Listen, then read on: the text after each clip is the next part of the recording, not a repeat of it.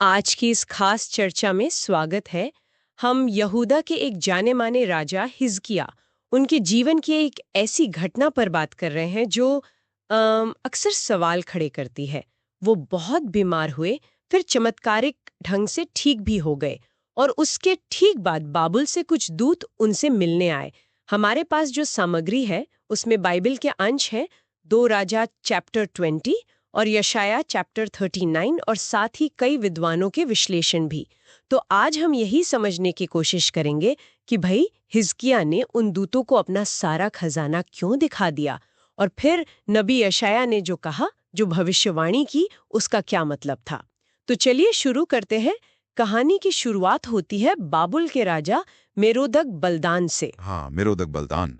उस समय देखिए, अशुर बहुत ताकतवर था और बाबुल शायद एक तरह से अशुर के खिलाफ साथी ढूंढ रहा था। अच्छा।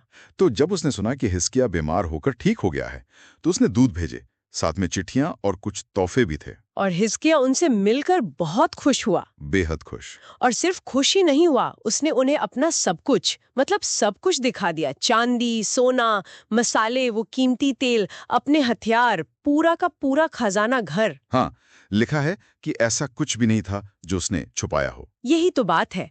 ये सिर्फ एक थैंक यू विजिट से तो कहीं ज्यादा लगता है ना? उसने ऐसा क्यों किया होगा? क्या लगता है? ये दिलचस्प सवाल है। देखिए, जैसा मैंने कहा, यह सिर्फ शिष्टाचार भेंट नहीं थी।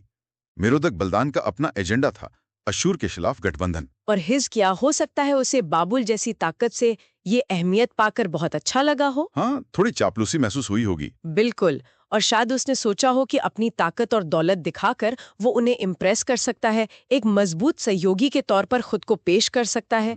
कई विश्लेषण इसे गर्व के नजरिए से देखते हैं, जैसे 2 इतिहास 32 में लिखा है कि उसका मन घमंड से भर गया था। अच्छा, और उसी अध्याय में आगे लिखा है कि परमेश्वर ने उसे परखने के लिए, उसके मन की जानने के लिए उसे अकेला छोड़ दिया। हम्म। तो हुआ ये कि परमेश्वर की महिमा करने के बजाय, हम्म। जिसने उसे बचाया था, हम्म। उसने अपनी दुनियावी चीजों का दिखावा किया।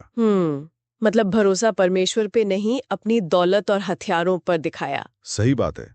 जैसा भजन संहिता या यशाया में भी बार बार आता है कि इंसानों या रथों घोड़ों पर नहीं, परमेश्वर पर भरोसा रखो। लगता है हिजकिय्याह यहाँ चूक गए। और फिर यहीं पर नबी यशाया आते हैं। हाँ, यशाया। वो आकर सीधे हिजकिय्याह से पूछते हैं, ये लोग कौन थे, कहाँ से आए थे, और उन्होंने तुम्हारे महल में क्या क्या देखा। और हिजकिय्याह का जवाब? बड़े आराम से, शायद थोड़े गर्व से ही, वो कहता है, दूर देश से आए थे, बाबुल से, और मेरे महल में जो कुछ भी है सब देखा है।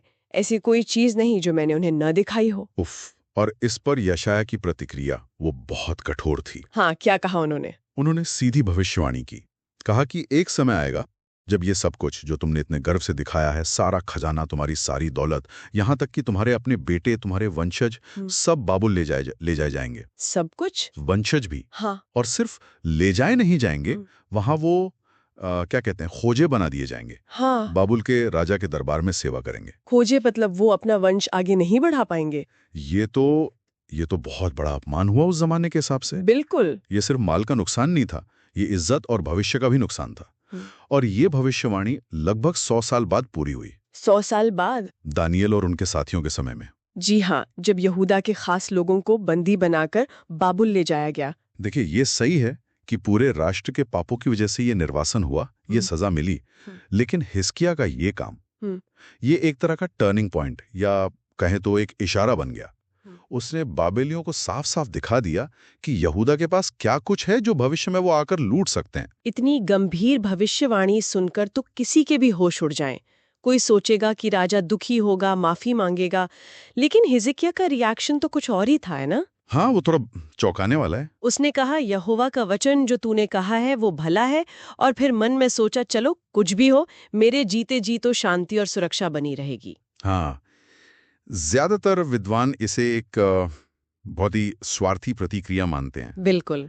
मतलब उसे आने वाली पीढ़ियों की, अपने ही बच्चों के भविष्य की कोई चिंता नहीं हुई, बस अपने जीवन काल की शांति की परवाह थी। ये तो सोच के बिल्कुल उलट है जो दूसरों के लिए, भविष्य के लिए जीती है। सही बात है।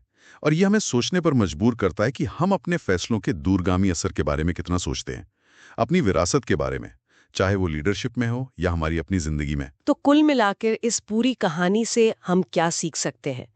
मेरे ख्याल से ये घटना हमें सबसे पहले तो यही दिखाती है कि गर्व, घमंड, वो कितने विश्वास योग्य इंसान में भी आ सकता है। हाँ, और समझदारी की कितनी जरूरत है।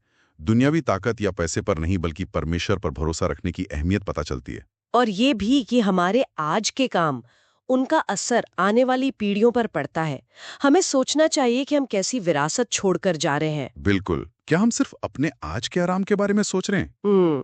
और एक आखिरी बात सोचने के लिए, हिजकिय्याह ने अपनी ताकत दिखाने का रास्ता चुना, खजाना, हथियार। हाँ। क्या होता अगर वो अपनी ताकत की बजाय अपनी अपनी भेद्यता या कमजोरी दिखाता? मतलब अगर वो ये बताता कि कैसे परमेश्वर ने उसे मौत के मुंह से बचाया, वो चमत्कार कैसे हुआ। अच्छा। हाँ। क्या ये उन बाबुल के दूतों के लिए ज्यादा असरदार गवाही नहीं होती, दौलत के दिखावे से ज्यादा शक्तिशाली? ये बहुत गहरा विचार है। सोचने वाली बात है कि असली ताकत आखिर है किसमें? दिखावे में या परमेश्वर पर अपनी निर्भरता दिखाने में?